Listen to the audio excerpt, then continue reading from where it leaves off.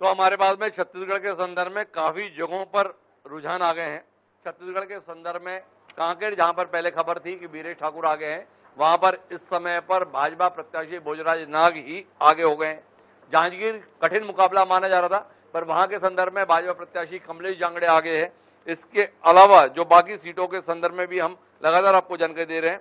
गुजरात से खबर ये आ रही है कि 15 सीटों पर इस समय पर भाजपा आगे है और कांग्रेस 3 सीटों पर आगे है।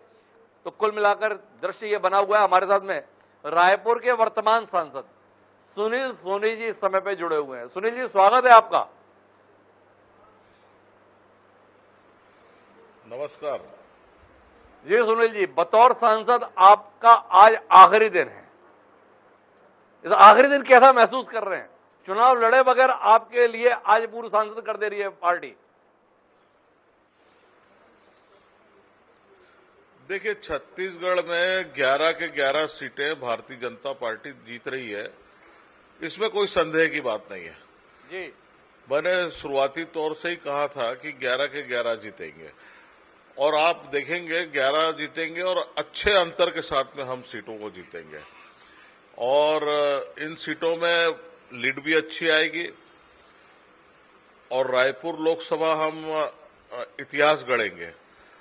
यहां पर हम 5 लाख से अधिक लीड को प्राप्त करेंगे। 5 लाख से अधिक कितना आएगा वो मैं नहीं जानता, लेकिन उससे अधिक ही लीड आएगी। तो जनता का जो इस चुनाव के अंदर में जो देखने को मिला कि भारतीय जनता पार्टी के ऊपर में विश्वास, और सबसे बड़ा चीज है कि मोदी की गारंटी के आधार पर हमने छत्तीसगढ़ में सरकार बनाई और जब प्रधानमंत्री मोदी जी स्वयं लड़ रहे हैं तो छत्तीसगढ़ की जनता उनसे प्यार करती है। निश्चित तौर पे जो है 11 के 11 लोकसभा सीटें हम जीतेंगे। मोदी गारंटी को विष्णुदेव साय जी ने पूरा करके दिखाया, मात्र 90 दिन में पूरा किया है। तो एक विश्वास का वातावरण छत्तीसगढ़ के अंदर में बना है। एक विश्वास का वातावरण छत्तीसगढ़ अंदर बना है, पर यह विश्वास का वातावरण सुनील सोनी जी के संदर्भ में क्यों नहीं रहा? जिस सुनील सोनी जी जिस रायपुर को 5 लाख से जीतने की बात कर रहे हैं बृजमोहन अग्रवाल की उम्मीदवारी के कारण, अगर सुनील सोनी मैदान में होते तो कितने से जीतते या कितने से हारते?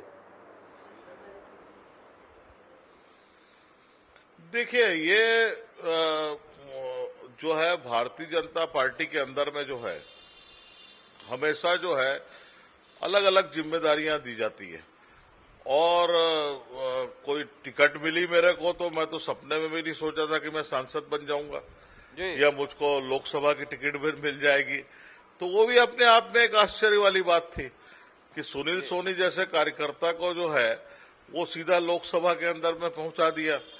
तो ये भारतीय जनता पार्टी के लिए कोई नई बात नहीं है। अच्छा, एक बात बताइए, एक कार्यकर्ता को भाजपा ने सीधे लोकसभा में पहुंचा दिया, तो एक सांसद को क्या भाजपा विधानसभा में पहुंचा सकती है? भाई, बृजमोहन अग्रवाल की जीत तो लाखों में होनी, आपने बता ही दिया। अगर वो जीत जाएंगे तो विधानसभा खाली हो जाएगी। क्या कहते हैं? जितने से मन पीछे होंगे, जितने 1000 से, उसका 10 गुना कर लेना। बड़े बहुमत के साथ में सरकार बना रहे हैं और छत्तीसगढ़ की 11 के 11 लोकसभा सीटें हम जीत रहे हैं। ये हम सबके लिए आज ये खुशी का वातावरण है और इस समय में आने वाले समय का कयास लगाना मैं इसको उचित नहीं मानता, लेकिन आज का जो समय है वो भारतीय जनता पार्टी के लिए एक उत्सव का समय है। कार्यकर्ताओं ने जो परिश्रम की पराकाष्ठा की, इस गर्मी के अंदर में पसीना बहाया, उस पसीने का रिजल्ट अब जो है कार्यकर्ता को देखने को मिल रहा है। वो और उत्साह के वातावरण। तो कुछ और कहानी कह रहे हैं सुनील सोनी। देखो ना आप स्क्रीन पे, 543 में से 498 सीटों पर रुझान है। एनडीए 265 सीट, इंडिया गठबंधन 210 सीट। इतना पीछे भी नहीं है इंडिया। क्या कहते हैं?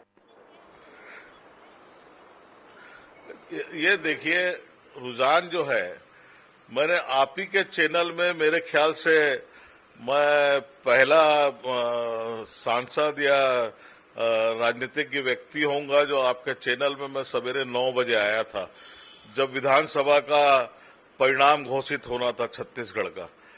और आप ही के चैनल में आप ही को मैंने कहा था कि हम भारतीय जनता पार्टी की सरकार बना रहे हैं, 50 से अधिक सीट ला रहे हैं और उस समय में जो रुझान था वो हमको कहीं भी बहुत ज्यादा अच्छा नहीं दिखा रहा था। लेकिन मैं फिर कह रहा हूं आपको कि ये कोई मैं भारतीय जनता पार्टी का सांसद हूं या मैं नेता हूं तो मैं इस बात को कहना ये मेरा नहीं है। सामने दिख रहा है, क्योंकि देश के अंदर में जो वातावरण बना है, सब दूर जब मैं उड़ीसा भी गया हूं, दिल्ली भी गया था, तो मैंने जो देखा कि पब्लिक जो है उनके सामने में कोई दूसरा विकल्प के रूप में कोई फेस ही नहीं है कि जिसको वो चयन करे या उससे मोदी जी से उसका कोई प्रतिस्पर्धा करे या कंपटीशन करे। तो एकमात्र विकल्प उनके सामने मोदी जी जो विकसित भारत बनाएंगे। तो कुल मिलाकर रुझान जो भी हो, पर सुनील सोनी जी का आत्मविश्वास है कि जीत प्रचंड बहुमत के साथ नरेंद्र मोदी जी की होगी, भाजपा की होगी, एनडीए की होगी। पर सुनील सोनी का खुद क्या होगा, इसमें सुनील सोनी आज बात नहीं करना चाहते हैं, पर हम निगाह बनाए रखेंगे सुनील जी, आगे आपका क्या होगा। पर आज आपसे हमारे साथ जुड़ने के लिए आपका बहुत बहुत